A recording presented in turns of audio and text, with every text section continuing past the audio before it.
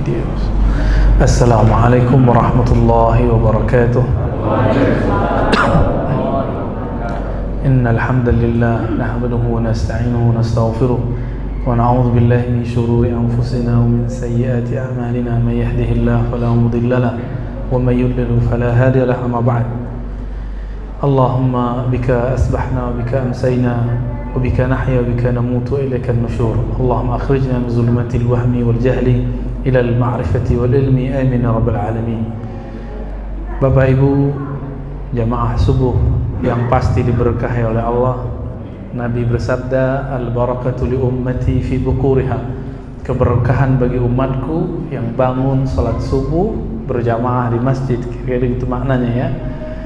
Bahkan orang yang tidak sholat pun dapat keberkahan. Jika dia bangun lebih awal mengejar dunia, dia diberkahi dunianya. Jika dia mengejar dunia akhirat, diberkahi dua-duanya. Semoga kita termasuk orang yang seperti itu. Amin ya rabbal alamin. Kajiannya langsung loncat ke rukun iman yang ke-6 ya. Kita pakai kisah sebuah hadis. Hadis pertama dalam Sahih Muslim, Kitabul Iman, bab iman. Ada seorang tabi'in artinya murid sahabat, tidak bertemu Nabi, bertemu sahabat Nabi, namanya Yahya ibn Ya'mar atau Ya'mur. Yahya ini qadhi di daerah Basrah, tapi dia asalnya dari kota Marwa ya, daerah di Khurasan. Yahya di Basrah mengalami tantangan dari umatnya. Apa tantangannya? Kalau sekarang kita sebut liberalisme, liberal, pernah dengar ya? Orang-orang yang menganut kebebasan dalam agama. Di zaman itu kelompoknya tidak disebut liberal, di zaman itu disebut Qadariyah, kelompok yang menolak takdir. Namun mereka yang berbicara itu pinter-pinter. Kayak sekarang yang anti takdir itu sekolahnya tinggi-tinggi, ngomongnya cerdas, menarik. Sama, di zaman itu juga sama. Bahkan mereka yaqra'unal Qur'an, hafiz Qur'an. Lakin yaquluna la qadar. Mereka mengatakan enggak ada itu takdir. Takdir kita yang tentukan. Gitu kata mereka.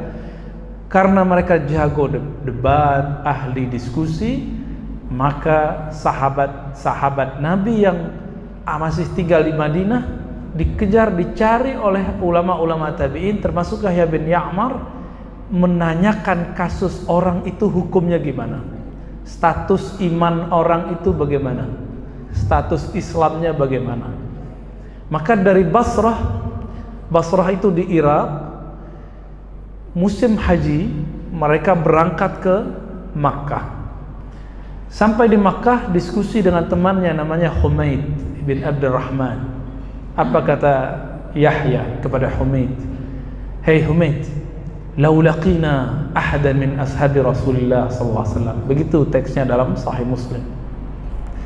Seandainya kita bisa dapat ketemu seorang sahabat Nabi sallallahu alaihi wasallam, maka kita akan tanyakan perihal apa yang terjadi di kampung kita. Waktu itu beruntung masih ada sahabat Nabi. Ya, sedangkan sahabat Nabi sudah banyak yang wafat dan mereka menyebar di mana-mana. Ini perlu diketahui Bapak, Ibu, Saudara, ikhwan akhwat fillah. Para sahabat itu tidak ngendon ya, tidak hanya diam di Madinah. Mereka nyebar. Ada yang pergi ke Turki, Abu Ayyub Al-Ansari. Ada yang pergi safar ke Cina, Sa'ad bin Abi Waqqas, dan balik kembali. Maka yang kuburan di Cina itu bukan kuburan Sa'ad bin Abi Waqqas, tapi mungkin keturunannya atau siapa yang orang yang sama dengan namanya. Bahkan mungkin ke negeri kita, cuma kita tidak tahu. Maka saat itu susah mencari sahabat Nabi kecuali musim haji. Kenapa? Mereka pada menyebar, tidak hanya di Makkah dan Madinah. Karena itu musim haji, ternyata di dalam masjid ada seorang sahabat bernama Abdullah ibn Umar ibn Khattab. Jadi anak dari Umar, masih hidup. Ketemulah dua orang ini, satu bagian kanan, satu bagian kiri. Si Humaid kayaknya diam, tapi matanya mengisyaratkan, kamu aja yang nanya. Maka Yahya, seorang qadhi di Basrah, bertanya kepada Abdullah bin Umar atau dikenal dengan Ibnu Umar. Wahai Abdullah bin Umar, beliau punya kunyah julukan Abu Abdurrahman karena anaknya yang paling besar bernama Abdurrahman. Maka lafaz Abu itu bukan lafaz dari Islam, Pak, tapi memang sudah dari zaman sebelum Islam sudah ada. Itu bukan tradisi kenabian. Cuma Nabi karena Nabi orang Arab, maka Nabi menggunakan istilah itu. Abul Qasim, ya. Jadi, apakah sunnah menggunakan Abu? Tergantung bahasanya apa. Kalau saya misalnya Abu Hisham, Ustadz Al-Naf Abu apa nih? Abu apa Ustadz? Abu-abuan. Oke, kalau bahasa kita apa? Abu bapaknya siapa gitu ya. Ya sama itu. Wahai Abu Abdurrahman, di kampung kami ada orang yang yaqra'un al-Quran, ahli ibadah, cerdas. Lakin yaqulun, ya, mereka mengatakan la qadar. Mereka tidak percaya kepada takdir. Apa jawaban Ibnu Umar? Saksikanlah wahai Yahya, wahai Humaid, inni bari'um minhum. Aku terlepas dari status iman mereka. Tapi ini bukan mengkafirkan, ya. Ini mengatakan melepaskan. Mereka nggak ada urusan sama akidah kita. Akidah mereka sudah menyimpang. Wahum bura'atun minni. Akidah mereka juga terlepas, terpisah dari kami. Lalu beliau mengatakan, seandainya kalian anfaqtum, berinfak sebanyak seberat emas gunung Uhud, bukit Uhud. Kalau kita punya bukit dekat-dekat sini, itu bukitnya seberat itu, kita punya emas dan kita infakkan semua, dan tidak akan diterima sampai kita percaya kepada takdir. Lalu Ibnu Umar bercerita tentang datangnya Jibril alaihissalam dengan baju yang sangat putih, rambut sangat hitam, datang kepada Rasulullah SAW dengan rupa seseorang. Ini bukti bahwa Jibril itu sering datang, Pak, dan bisa dilihat oleh manusia biasa. Ibnu Umar lihat kok, Umar juga lihat, sahabat-sahabat yang lihat. Pakai baju sangat putih, rambutnya sangat hitam, lalu duduk di depan Nabi SAW. Abdullah bin Umar bercerita tentang ayahnya. Apa kata ayahnya? Orang itu tiba-tiba bertanya, ya Muhammad, apa itu Islam? Apa itu iman? Apa itu ihsan? Kapan itu kiamat? Pertanyaannya 4, bahkan 5, ya, tanda-tanda kiamat. Maka kita ambil saja bagian yang kedua, karena ini berkaitan dengan yang kedua. Apa itu? Al-iman. Apa itu iman? Dijawab oleh Nabi, kamu percaya antu'mina. Kamu percaya membenarkan adanya Allah yang Maha Esa, malaikat. Malaikat itu bahasa Arab, itu plural, jamak dari malak. Tapi bahasa Indonesia, malaikat itu kayaknya satu, ya. Kalau kita sebut malaikat banyak, malaikat-malaikat, ya, atau para malaikat. Padahal dalam bahasa Arab, malaikat itu sudah banyak. Kalau satu malaikat disebut malakun. Kemudian kepada kitab suci, para nabi, hari kiamat, dan terakhir antu'mina bil qadari khairihi wa syarrihi. Nah, ini yang akan jadi pembahasan kita. Kau percaya kepada takdir Allah, khairihi wa syarrihi, baik atau buruk. Itu hadis pertama dalam Sahih Muslim Kitabul Iman. Di hadis berikutnya yang cerita bukan Ibnu Umar, yang bercerita Abu Hurairah. Ketika sampai di bab iman nomor 6-nya, dia jawabnya lebih ringkas. Kalau tadi bagaimana? Antu'mina bil qadari khairihi wa syarrihi. Engkau mempercayai takdir baik dan buruk, bahwa itu ketentuan Allah. Sedangkan di riwayat Abu Hurairah dalam Sahih Muslim, antu'mina bil qadari kullih. Kau percaya kepada takdir semua, tidak disebut baik atau buruk. Nah, saya lebih senang lafaz yang kedua ini. Nah, langsung kita jelaskan apa ya sebenarnya yang disebut takdir. Apa yang disebut takdir? Takdir dari kata qaddara yuqaddiru takdir, takdiran, ya. Namun di hadisnya antu'mina bil qadari. Apa arti qadar? Ukuran, ketentuan. apa yang Allah sudah tentukan dalam ilmunya, nah ini yang disebut takdir. Allah itu sebelum kita lahir sekarang, Allah sudah tahu belum bahwa kita akan duduk pagi ini di sini? Nah, ilmu Allah itu yang disebut takdir. Ilmu Allah mengenai apa yang terjadi pada kita. Kalau begitu kita perlu tahu nggak? Perlu tahu nggak mengenai takdir Allah? Rahasia Allah, perlu tahu nggak? Nggak perlu, maka cukup antuk minah, kamu percaya. Jadi percaya itu beda dengan tahu. Kalau ada orang mau cari-cari tahu takdir, dia sudah melanggar bab iman. Atau menolak takdir, lebih bahaya lagi. Biasanya orang yang menolak takdir itu salah paham. Nah, salah pahamnya apa? Masa Allah berkehendak buruk kepada hambanya? Nah, kelompok yang mengatakan tidak ada takdir itu bernama Qadariyah. Apa namanya? Beda dengan Qadiriyah. Kalau Qadiriyah tarekat sufi. Qadiriyah pengikut Imam Abdul Qadir Al-Jilani. Kalau Qadariyah penolak qadar, penolak takdir. Sudah bisa paham di situ? Ya. Jadi jangan disebut tarekat Qadariyah, keliru ya.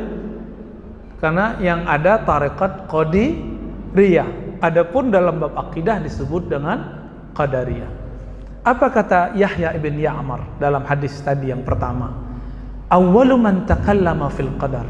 Yang pertama kali mengkritisi bab takdir itu di Basrah, namanya Ma'bad al-Juhani. Tahu Ma'bad al-Juhani? Ma'bad al-Juhani ini konon pernah ngaji kepada Al-Hasan Al-Basri bersama dengan Wasil ibn Atha dan Amr ibn Ubaid, tapi mereka kemudian bertiga menolak ada takdir. Siapa gurunya? Al-Hasan Al-Basri. Imam Al-Hasan Al-Basri pun kemudian menolak mereka. Makanya kemudian dalam sanad akidah orang Mu'tazilah tidak disebutkan Al-Hasan Al-Basri sebagai gurunya, tapi langsung Wasil bin Atha Ma'bad Juhani itu mengambil dari Muhammad bin Ali Al-Hanafiyah. Itu anak Ali yang lain dari Fatimah, selain Fatimah ya. Bapak saudara yang makan Allah. Lalu kalau takdir itu ilmu Allah, kenapa kemudian orang banyak bahas? Kenapa orang pengen bahas? Itulah masalahnya. Karena emang kita penasaran apa yang mau kejadian besok hari. Penasaran siapa yang akan jadi presiden yang diputuskan oleh KPU. Benar nggak? Penasaran nanti jodohnya siapa, nasibnya bagaimana, semuanya kita penasaran. Seandainya takdir itu dibeberkan, maka tidak akan ada usaha. Orang nggak mau usaha apa, nggak mau survive. Lalu untuk apa takdir itu cukup diimani? Nah, sebelum diimani dulu, kita coba lihat. Sebenarnya apakah orang-orang Mu'tazilah tadi, Qadariyah tadi tepat memahami mengenai takdir? Apa takdir bagi mereka? Takdir itu ketika sang hamba itu dianggap total, jadi fatal, fatalis. Saya ini tidak bisa apa-apa kecuali Allah yang buat. Kayaknya benar ya, kayaknya benar. Tapi itu salah juga. Ini yang ditolak oleh mereka. Nah, kelompok yang mengatakan ini disebut Jabariyah. Apa namanya? Jabariyah itu kelompok pengikut Jahm bin Safwan. Jahm bin Safwan ini mengatakan al-insan majburun. Manusia itu tidak bisa ngapa-ngapain kecuali dipaksa oleh Allah. Maka kalau ada orang maksiat, itu dia maksiat karena Allah yang menggerakkan dia. Kalau ada orang minum khamar, wah itu kehendak Allah. Gitu. Jadi dia menyalahkan Allah. Kejadian itu membuat Ma'bad al-Juhani membantah. Maka muncullah akidah Ahlus Sunnah, mau meluruskannya. Belum lagi ada orang putus asa di luar sana. Apa kata mereka? saya kok hidup sial terus, susah terus, ya, buruk terus. Nah, orang-orang ini kebalikan dengan orang yang sukses mulu. Apa kata si sukses seperti Qarun? Ini usahaku. Nah, Qarun itu kalau boleh disebut orang yang menolak takdir pertama kali yang disebutkan di Quran. Kenapa? Ketika dia sukses berhasil, dia mengatakan ini bukan anugerah Allah, ini susah payahku. Nah, ini bedanya ya. Maka dibantah oleh sahabat-sahabat Nabi. Nah, dalam hal ini saya mau kasih contoh Bapak Ibu. Takdir itu sebenarnya baik buruk atau baik buruk itu persepsi kita. Ini contoh. Kalau saya punya toko, Bapak Ibu punya toko, kita samping-sampingan. Ketika toko Bapak Ibu laku, itu bagi saya baik atau buruk? Tergantung persepsi, Pak. Toko saya sepi, toko Bapak Ibu ramai. Itu takdirnya baik apa buruk? Takdir siapa yang lagi baik? Takdir Bapak ya? Takdir saya lagi kurang baik. Itu menurut kalau itu yang dimaksud takdir baik buruk, itu salah faham. Ya, itu salah faham. Berarti kata baik buruk itu bukan menurut Allah, tapi menurut makhluk. Contoh pertama. Contoh kedua, biar gampang Pak, biar tenang hidupnya, biar gak buruk sangka kepada Allah. Ada yang dokter gak? Atau orang kedokteran? Kalau saya sakit, itu buruk bagi saya, benar gak? Baik bagi siapa? Dokter. Bagi orang yang kerja di rumah sakit, bagi perawat, bagi yang jual obat, bagi yang ngantar kita ke rumah sakit, benar gak? Tapi bagi keluarga yang sakit, itu dianggap musibah. Baik menurut dokter atau pekerja kedokteran, tapi buruk menurut. Oke, berarti masalah baik buruk di mana? Persepsi, ya. Persepsi, Pak. Saya berjodoh dengan gadis cantik. Teman saya senang sama gadis itu, makan hati dia. Maka itu takdir baik bagi saya, takdir buruk bagi dia. Kalau itu yang disebut takdir baik buruk, terlalu naif kita ya. Namun jika itu yang disebut takdir baik buruk, maka wajar Abu Hurairah menyebutkan hadisnya, antu'mina bil qadari kullihi. Kamu percaya takdir semua, tidak disebut baik dan buruk. Sedangkan Ibnu Umar mengatakan kamu mempercayai takdir baik atau buruk. Maka di sini ada kemungkinan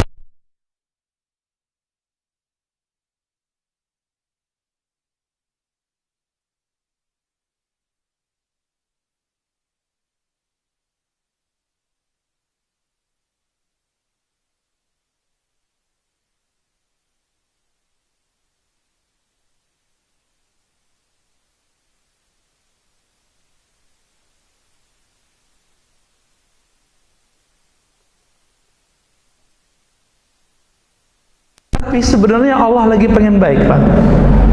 Ya, ini contoh. Kalau saya lagi sakit, tadi gimana? Itu buruk bagi saya, baik bagi dokter. Tapi apakah semua sakit itu buruk? Enggak juga, ya. Banyak sakit itu baik, Pak. Maka Nabi memberikan sebuah penjelasan. Minimal ada 2 hadis. Apa kata Nabi? Ya ajaban li amril mu'min. Sungguh ajib, sungguh luar biasa, menariknya, uniknya nasibnya orang beriman, keadaannya orang beriman. Kenapa? Ini pada beriman kan semua? Ya, beriman kan nih? Ya. Jawab yang kenceng dong. Beriman kan nih?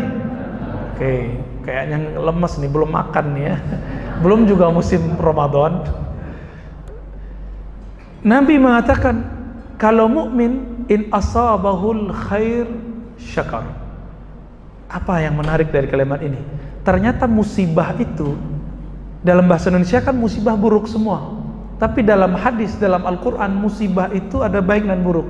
In asabahu khairun, jika dia dapat musibah kebaikan. Tuh, apa arti musibah? Musibah bahasa Arab, sesuatu yang mengenai kita atau sesuatu yang kita alami, itu disebut dengan musibah. Jadi nggak mesti buruk. Dalam bahasa Arab, kata musibah tidak mesti buruk, tapi dalam bahasa Arab belakangan baru disebut buruk, masaib, musibah. Tapi dalam mustalah Quran, musibah belum tentu buruk. Dalam mustalah hadis, dalam istilah-istilah kenabian, bisa jadi musibah itu baik. In asabahu khairun atau al khairu, jika dia dapat musibah kebaikan atau jika dia ditimpa kebaikan, dia mendapatkan kebaikan, syakara, dia bersyukur. Orang mukmin itu imannya dibagi dua, Bapak Ibu. Satu syukur, satu sabar. Kalau dia enak terus, imannya baru separuh, maka perlu ada penyempurnaan iman. Bagaimana caranya? Allah kasihlah musibah keburukan, maka dikasih in asabahu syarr, jika dia mengalami keburukan, sakit, rugi, ya, makan hati, ya, bener ya, Bang Danu, makan hati nggak? Ketika itu terjadi, ngambek, ya, sedih, gagal, apapun itu yang menurut kita tidak nyaman, disebut syarrun, musibah, keburukan. Sabara, maka dia bersabar. Pilih mana? Senang bersyukur atau susah sabar? Rata-rata kita pilih senang bersyukur, ya. Berarti belum siap imannya sempurna.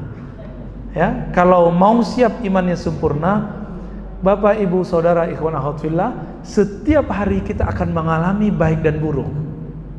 Setiap hari. Maka tidak ada jalannya kecuali dua. Jika baik, syukur. Jika tidak baik, sabar. Baru sempurna imannya. Mengenai sabar itu, tidak mesti sabar itu kita mengalami keburukan. Tapi sebelum keburukan kita alami, maka Allah ajarkan kita untuk hidup susah. Maka nanti beberapa hari ke depan kita akan puasa. Untuk merasakan kemiskinan gak perlu jadi miskin, cukup puasa. Maka kita bersyukur di malam harinya, bersabar di siang harinya. Nah, kembali ke kata sabar tadi, kata qadar tadi, ya. Nabi SAW mengajarkan takdir itu sederhana aja, ilmu Allah udah selesai. Nah, apa di hadis lain? Seandainya, ya, lau ijtama'a qaumun, seandainya sekelompok orang berkumpul, ala ayyan fa'uka, ingin memberi manfaat kepadamu sesedikit pun, sesuatu pun, secuil pun, syai'an, ya, maka mereka tidak akan sanggup, layyan fa'uka, mereka tidak akan sanggup memberi manfaat bagimu, illa ma kataballahu lak, kecuali yang Allah telah kataballahu lak, tetapkan bagimu. Jadi takdir kita bakal siapa yang jadi presiden ini, sebelum kita ada, Allah sudah tahu belum? Allah sudah tentukan belum? Ya, masih rusuh nggak? Masih bingung nggak? Allah sudah tentukan kok. Baik buruk itu di sini, Pak. Karena info yang kita dapat tidak tepat. Info yang kita dapat mengenai dua calon itu nggak pas. Bagi yang pro 01, pasti info yang 01 baik-baik kepada dia. Info tentang 02 pasti buruk-buruk sama dia. Begitu juga sebaiknya yang pro 02, info yang dia dapat mengenai 01 pasti buruk terus. Ini yang kemudian mempengaruhi cara berpikir. Nah, maka hati-hati di situ. Ya, ini sekarang, Pak, kita buka WA, kita buka TV, seakan-akan Indonesia bahkan dunia Islam itu lagi mengalami takdir yang buruk. Padahal kita lebih enak hidup dari zaman-zaman sebelumnya. Walaupun zaman sekarang juga susah. Dulu di zaman-zaman masa diktator, masa Orde Baru, hidup susah sekali, Pak. Tapi kita bersyukur karena kita nggak dapat berita-berita aneh-aneh itu. Sekarang sesusah-susah orang, pulsanya masih aktif, ya, internetnya masih jalan, makannya masih 3 kali sehari, ya kan? Tapi karena kita dapat asumsi-asumsi yang tidak pas, akhirnya orang kalau tidak senang, merasa susah, dia akan mencari, kalau dia belum dewasa, dia akan mencari kambing hitam. Kambing hitamnya kalau dulu zaman-zaman Khairul Anwar, Pak Khairul Saleh yang buat puisi Aku itu ya, menyesal jadi orang Indonesia. Ya, Khairul Anwar ya. Itu kan ungkapan nggak menerima takdir. Ya, jadi puisi. Jadi puisi, Pak. Nggak terima. Salahkan negeri ini kok lahir di sini. Menyalahkan itu kan menyalahkan Allah Ta'ala. Maka saya nggak suka, Pak, puisi itu. Walaupun isinya ada positifnya, tapi sudah menjurus kemana? Sudah menjurus ke menyesali takdir. Siapa yang menetapkan kita harus jadi orang Indonesia? Allah. Mungkinkah Allah berkeinginan buruk bagi hambanya? Enggak mungkin. Seburuk-buruknya itu pendapat kita, tapi di sisi Allah pasti baik. Nah, dalam akidah Ahlus Sunnah, Allah itu berkehendak sesukanya, meskipun menurut kita itu buruk, maka disebutlah takdir buruk dan takdir baik. Tapi di sisi Allah semuanya baik. Nah, kembali ke yang tadi, kalau ada orang sakit itu buruk bagi siapa yang sakit, tapi bagi dokter, jadi takdir itu turun brek satu, itu baik semua. Coba kalau nggak ada orang sakit, Pak, fakultas kedokteran itu jadi fakultas sial, ya. Fakultas kutukan. Tapi hari ini kan semua kita pengen anaknya mungkin 1, 2 atau yang sudah punya anak nggak kedokteran pengen menantu dokter, ya kan? Kenapa? Karena kesannya orang yang bekerja di kedokteran atau dokter punya fulus banyak, kan begitu. Jadi kita ini mengukur kebaikan itu udah keliru. Bagi kita baik itu duitnya banyak, sehat-sehat terus, gitu ya. Nah, coba kita lihat. Nabi SAW ketika mengatakan, jika orang mukmin itu ditimpa keburukan, dia bersabar. Wasabru khairul lahu. Sabar itu baik bagi dia. Artinya musibah itu sebenarnya tetap baik bagi orang yang dapat musibah. Sebenarnya tetap baik, Pak.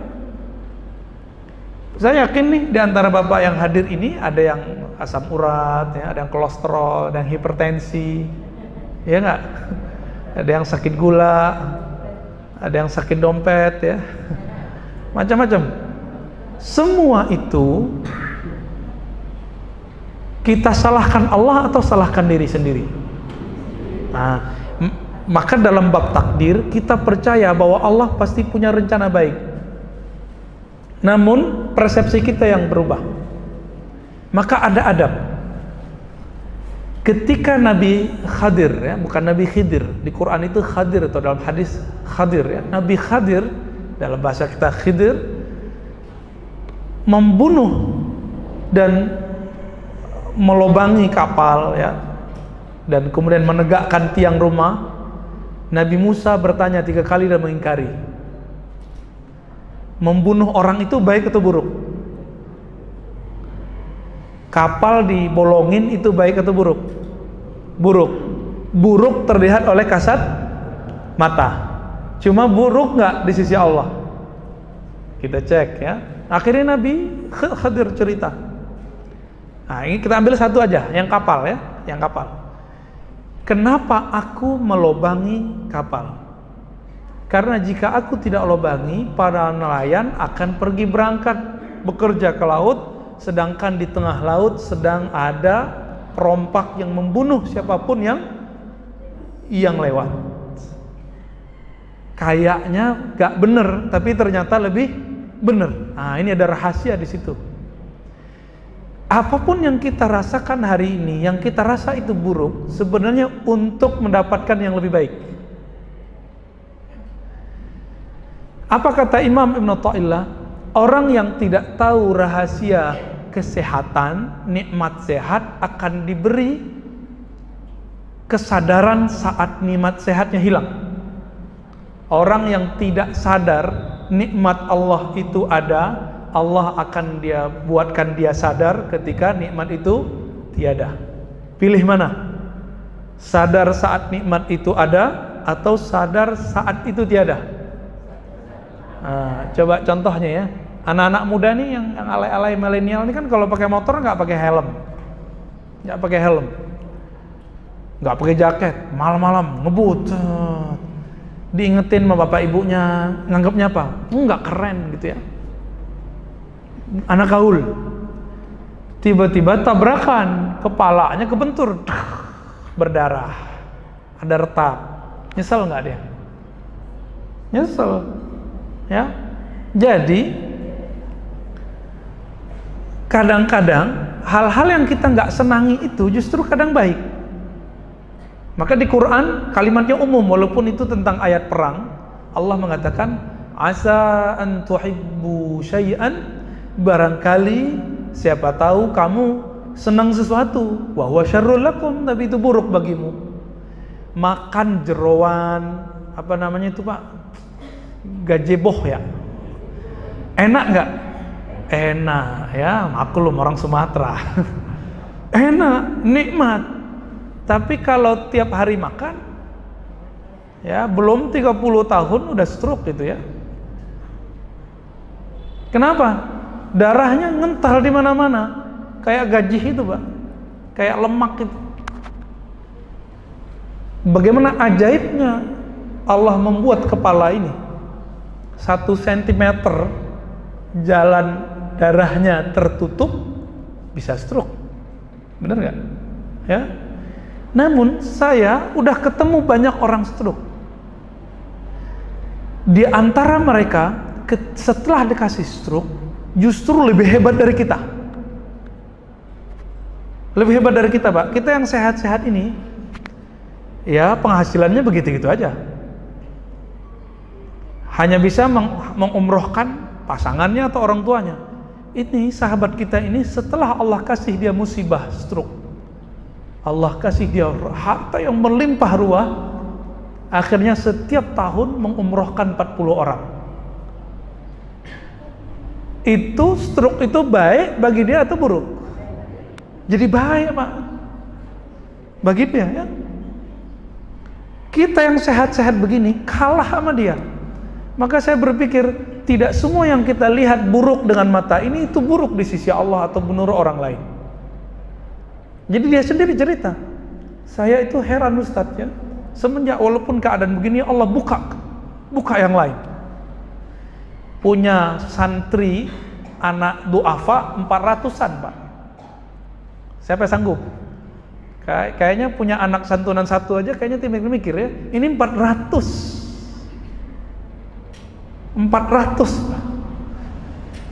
Allah berkahi hidupnya. Allah berkahi hidupnya.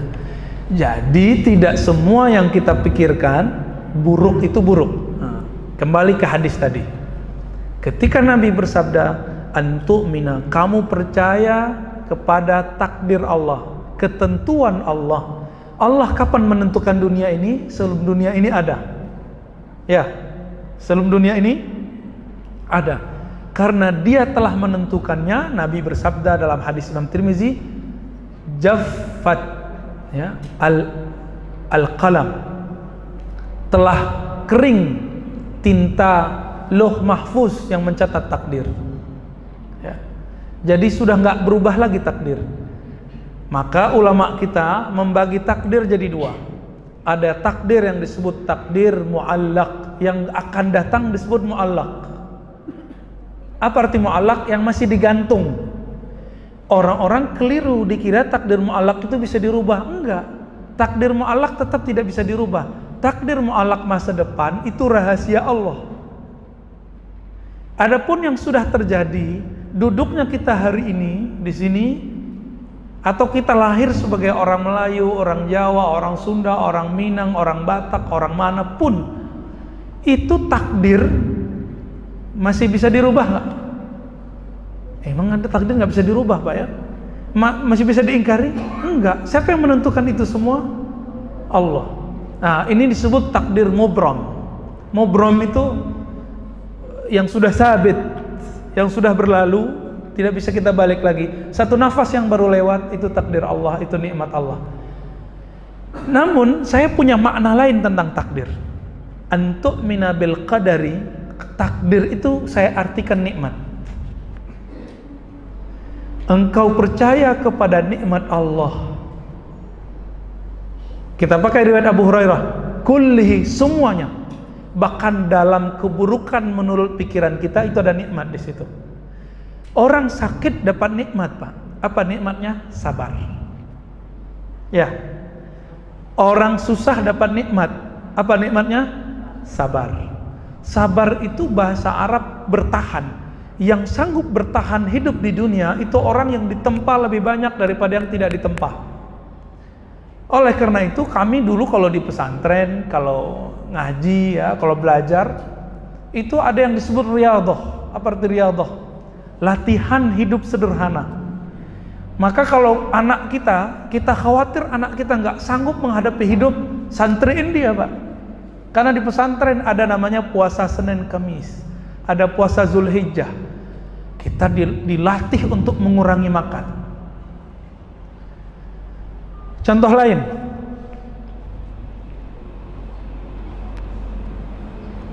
tidur di saat kita ngantuk itu nikmat gak? Iya, benar nih. Tidur itu nikmat gak? Yang tidur malam tadi nikmat gak, Pak? Oke, ini kayaknya gak sadar kalau tidurnya nikmat ya. Kalau ada orang gak bisa tidur, kita sebut penyakitnya apa? Insomnia. Menurut yang sakit, dia lebih dapat keburukan. Bapak Ibu yang melakukan Allah, saya pernah cerita berkali-kali, Sufyan bin Uyainah bertemu bidadari di mimpinya, tidak bisa disentuh. Kenapa? Kurang maharnya. Si bidadari mengatakan apa? Mas Sufyan, maharmu ketinggalan. Apa? Tahajud malam hari. Maka dia bangun, lalu dia berkata, bersumpah, demi Allah aku tidak akan tidur lagi malam hari. Bagi dia tidur itu gak nikmat, Pak. Bagi Imam Sufyan, berarti kata nikmat itu tergantung cara berpikirnya. Jam 3, jam 4 kita duduk bangun zikrullah lebih nikmat atau tidur? Yang mana yang lebih nikmat? Tergantung zikirnya udah terlatih atau belum. Udah terlatih belum zikirnya? Insya Allah berarti belum yakin, Bu. Kita tidak menikmati zikir karena tidak tahu cara menikmatinya. Nabi bersabda, afdalu dzikri la ilaha illallah. Zikir yang paling nikmat, gitu terjemahan bebasnya, adalah la ilaha illallah. Kenapa waktu zikir tadi ada yang kabur? Karena dia nggak menikmati zikir. Apalagi sudah kena virus zikir kenceng-kenceng pada sholat bid'ah, itu dah nggak bisa menikmati, Pak. Kita lewat nih, ada rumah makan. Rumah makannya enak aslinya, tapi teman kita bilang, Ustaz, jangan di situ.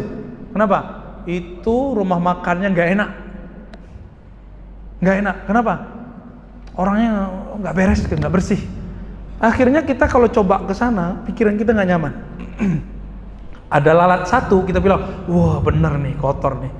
Padahal di rumah makan yang lebih bagus, lalatnya tetap banyak. Cuma karena merasa tidak ada kata-kata jorok sebelum ke sana, nggak ada asumsi buruk. Nah ini, orang tidak menikmati zikrullah, kadang-kadang dapat virus bid'ah. La ilaha illallah. Wah, mikir dia, ini ngapain Allah kok diteriak-teriakin gitu ya. Nah ini, karena tidak faham. Nikmat bagi orang yang faham, tapi tidak nikmat bagi orang yang tidak faham. Maka kenikmatan dalam memahami takdir itu tergantung ngajinya ke orang yang tepat. Ya, belajarnya kemana? Nabi itu mengajarkan untuk menikmati semua takdir. Apa kata beliau? Jika dapat baik, syukur bagus baginya, baik baginya. Jika dapat keburukan, sabar baik baginya. Baik itu nikmat. Baik itu nikmat. Jadi mulai pagi ini silakan nikmati takdirnya ya. Menikmati takdir beda dengan menunggu takdir. Rezeki contohnya. Rezeki itu kata Ali bin Abi Thalib radhiyallahu taala anhu, kadang kamu yang mengejarnya, kadang dia yang mengejarmu. Setiap hari Pak begitu. Sebagai contoh, kita punya toko. Di toko kita cuma nunggu. Benar nggak? Nanti siapa yang datang? Kalau Bapak ke Tanah Abang, ada lantai tertentu itu jualan batik semua Pak. Jualan batik semua. Mereka cuma menjemput sampai ke toko, separuh jemputan. Habis itu nunggu pasrah kepada Allah. Sebanyak itu toko. Kadang-kadang si pembeli nggak senang yang dekat tangga, yang dekat lift. Senangnya yang mana? Yang paling belakang. Siapa yang gerakin itu? Jadi takdir itu emang Allah yang ngatur, nggak mesti berdasarkan hitung-hitungan ini. Oleh karena itu saya tidak terlalu terobsesi menjadi orang sukses dengan cerita orang sukses. Kenapa? Jalan sukses kita beda-beda. Ya, jadi jangan terlalu nyesek Pak kalau ada training motivasi biar menjadi sukses. Kan macam-macam ya. Sekian cara mengait rezeki, wah macam-macam lah ya. Training begitu kan digandrungi orang. Kalau ngaji-ngaji begini kan ya orangnya begini aja ya, separuh masjid paling ya. Tapi kalau training cari rezeki Pak, banyak yang datang. Kenapa? Orang pengen mencari jalan pintas, nggak sabar ya.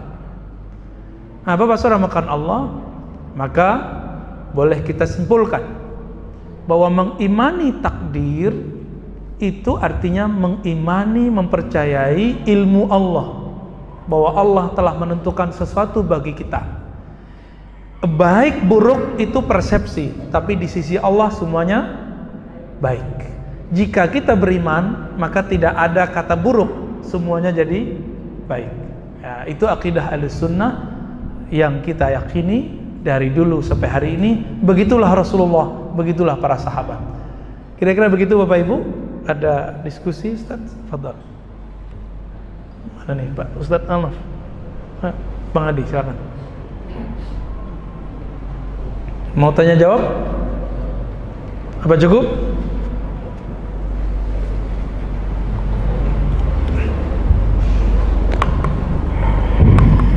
Bapak Ibu. Kepada Bapak yang ingin bertanya, silakan kita kasih waktu 10 menit. Boleh langsung ataupun dengan yang menggunakan tulisan di kertas. Ya, saya. Ya. Kita tunggu Bapak Ibu. Yap. Saya mau tanya masalah Mengumpat. Mengumpat itu maksudnya mencaci atau mengatakan sial. Mengatakan sial ya. Ya, itu ekspresi orang yang tidak ridho kepada takdir. Dalam hadis Nabi dikatakan orang pengen masuk surga itu ada cara mudahnya. Katakan setiap pagi, raditu billahi robba, aku ridha Allah sebagai Robku, penentu takdirku. Orang kalau sudah ridho itu munculnya dari cinta. Kalau sudah cinta, masakan pasangan kita kurang enak, kita pecahin nggak Pak gelasnya, piringnya, atau kita sabar aja ya. Nabi karena cinta kepada istrinya, kalau istrinya masak kurang enak beliau diem aja, tapi kalau enak bilang oh top ya, nggak ngumpat. Maka ciri-ciri orang yang cintanya tidak sempurna, tidak tulus, suka mengumpat, ngaku cinta Allah tapi ngumpat takdir Allah. Nah ini ciri-ciri orang nggak terima takdir Pak. Oh Ustaz, hidup ini pahit. Saya sering Pak dengar orang ngomong gitu. Hidup ini pahit, hidup ini susah. Hidup ini nggak akan susah sampai kita ngomong begitu. Contoh ini, ada 2 orang perempuan sama-sama alumni satu sekolah. Si perempuan yang pertama, suaminya gajinya cuma 3 juta. Tapi hidupnya pas-pasan cukup. Apa yang dia mau ya cukup adalah. Cuma 3 juta, Pak. Suatu kali ketemulah dengan temannya. Cerita-cerita sampai kemudian ke masalah dapur, masalah penghasilan suami. Ternyata teman yang perempuan ini punya suami gajinya sebulan 20 juta. Kaget ya. Ceritalah teman yang kedua, suamimu payah, masa hari gini cuma 3 juta makan teri gitu ya. Pantesan nih bajumu lusuh, alah masalah macam. Akhirnya ketika pulang, istrinya yang selama ini hidup menerima ridho, pasrah, mensyukuri nikmat yang cuma 3 juta itu, sekarang nggak bisa nikmat lagi. Kenapa? Kena virus barusan. Kena virus barusan ya. Maka kalau ngobrol sama orang sukses, jangan ngobrol tentang penghasilannya, tapi semangatnya aja, Pak. Karena kalau ngobrol sama penghasilannya kita nyesek di sini. Gitu. Ya. Ini contoh bahwa baik buruk itu di sini masalahnya. Pikiran kita. Disitulah datangnya umpatan. Ya. Ada sebuah hadis, la yughayyirul qada illa du'a. Sebelum ada yang nanya ya, kayaknya ada yang mau nanya itu tapi malu. Tidak ada yang merubah takdir kecuali doa.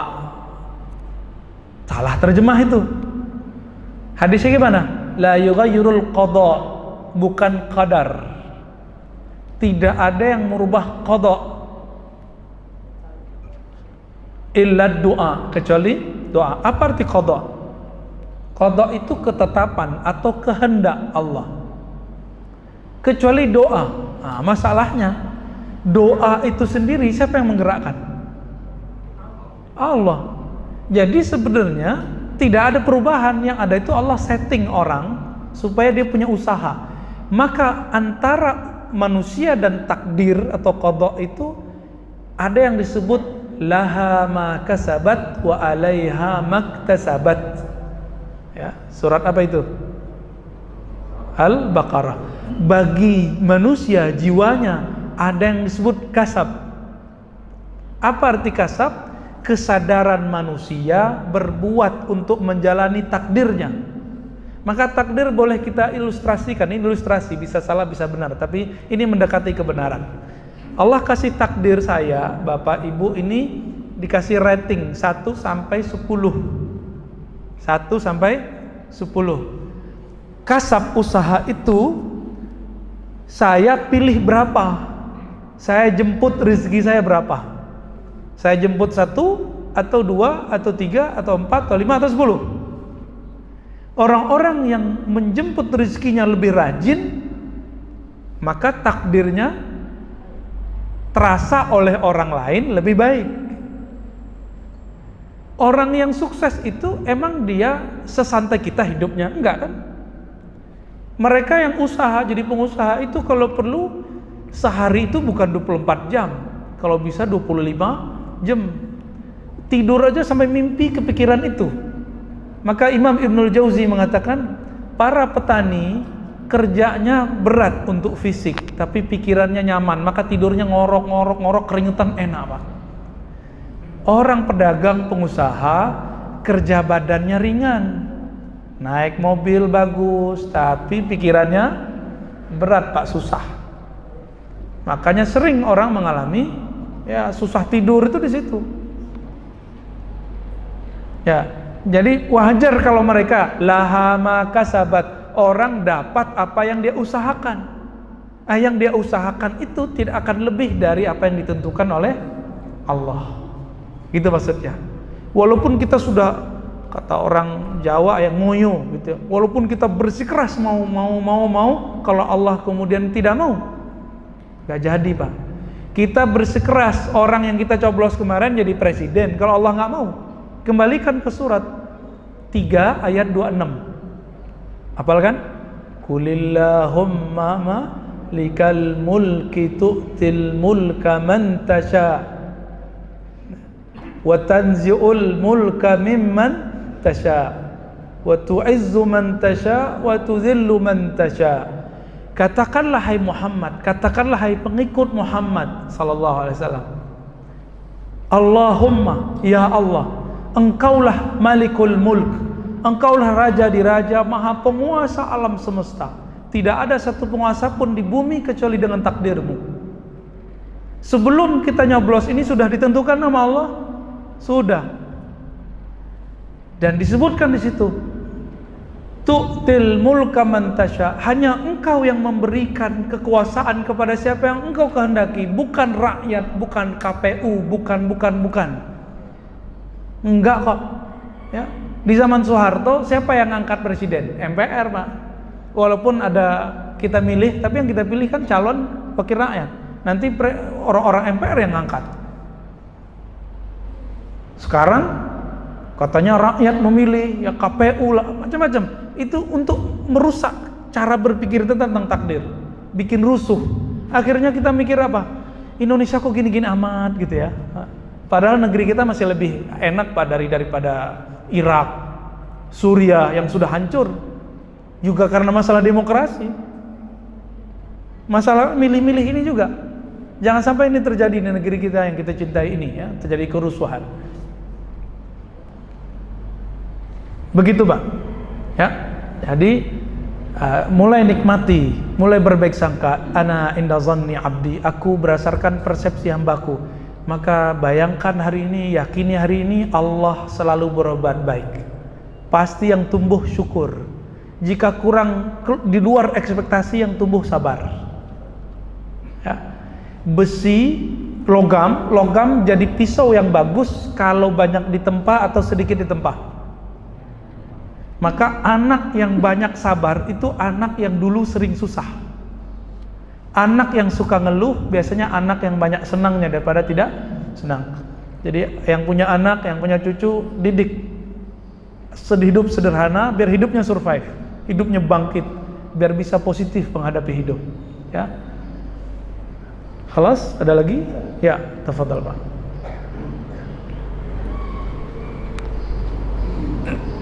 Assalamualaikum warahmatullahi wabarakatuh. Assalamualaikum. Bila saya dengar kajian ini termasuk kajian tasawuf atau ilmiah. Sekarang saya bertanya mohon arahan atau bagaimana kita menggunakan yakin. Kita yakin, kita beriman. Kita tawakal sehingga sempurna yakin kepada Allah, sempurna yakin kepada Allah. Baik. Assalamualaikum warahmatullahi wabarakatuh. Assalamualaikum. Bapak kalau cek di Quran, yakin dan tawakal itu, kata tawakal ya, tawakal tumbuh dari yakin. Tawakal itu penyerahan total kepada Allah. Berarti orangnya sudah percaya kepada Allah. Di waktu Nabi Ibrahim hendak mau dilempar ke api, tawakal dan yakinnya muncul. Apa kata Nabi? Dalam hadis Imam Bukhari dikatakan Jibril didatangi, Ibrahim alaihissalam didatangi oleh Jibril, didatangi oleh semua malaikat langit, bumi, semua binatang kecuali beberapa binatang yang disuruh dibunuh. Semuanya menawarkan untuk memadamkan api. Apa kata Jibril? Kata Nabi Muhammad, hasbiyallah wa ni'mal wakil. Di riwayat lain, hasbunallah wa ni'mal wakil. Cukuplah Allah bagiku sebaik-baik tempat bertawakal, berserah diri, sebaik-baik yang mengurus hidupku. Lalu bagaimana cara biar tawakul? Ngaji ini kan teori. Teori itu melahirkan sebuah keyakinan, ilmu. Ilmu itu biar menumbuhkan keyakinan yang kuat, maka harus ada latihannya. Saya misalnya bilang, Bapak mau kuat badannya, jantungnya, ayo jalan setengah jam setiap hari, jalan cepat. Pulang cuma diingat-ingat aja, Ustadz tadi katakan kalau mau sehat jantung jalan atau senam jantung, tapi tidak pernah dikerjakan senam jantungnya atau jalannya. Jadi kuat nggak jantungnya?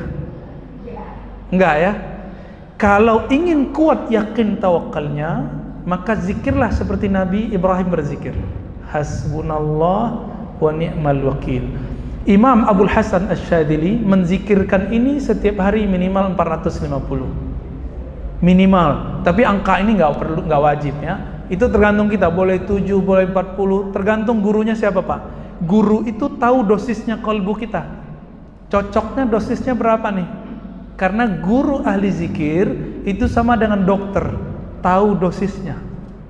Kalau ustadz yang tidak ahli zikir nggak tahu dosisnya, maka nggak punya angka dia, bahkan dikira angka bid'ah. Padahal Nabi ngajarkan zikir pakai angka. Subhanallah ada 33, angka nggak? La ilaha illallah pakai angka. La ilaha illallah syarikalah 100 kali. Saya mau tanya, kalau dibaca Nabi bilang 100, saya baca 101, bid'ah nggak? Bid'ah nggak Pak? Sama nggak 101 itu dengan sholat subuh 3 rakaat? Beda kan? Beda. Nah, mereka samain. Kita cek ya teman-teman kita yang tidak tahu dosis zikir ini. Apalagi kalau gurunya bilang ini udah akut, kamu harus lebih banyak. Zikirnya harus lebih banyak. Zikir kedua, Bapak kalau buka di Quran, setiap ayat tawakal itu kalimatnya la ilaha illallah atau la ilaha illahu. Contoh surat At-Taghabun. Allahu la ilaha illahu wa 'alallahi falyatawakkalul mu'minun. Kepada Allah lah, tiada ilah, tiada sesembahan, tiada Tuhan yang disembah kecuali Dia. Maka kepada Allah lah, hanya kepada Allah lah orang beriman bertawakal. Maka zikirnya tawakal adalah la ilaha illallah, tapi dengan teknik yang benar disebut oleh Nabi, man qala la ilaha illallah khalisan mukhlisan.